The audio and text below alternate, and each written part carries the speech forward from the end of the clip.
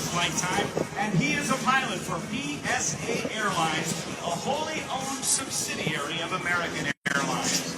John Thacker, after his 25-year airline career, in addition to flying aerobatic performances with Ken Reeder, his company, Redline, provides aircraft modifications and upgrades to experimental aircraft, specializing in state-of-the-art electronic instrumentation and builder assistance.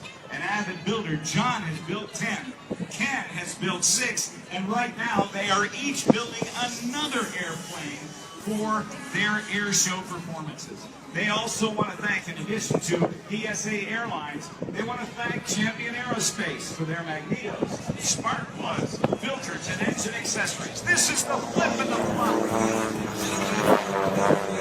Flop.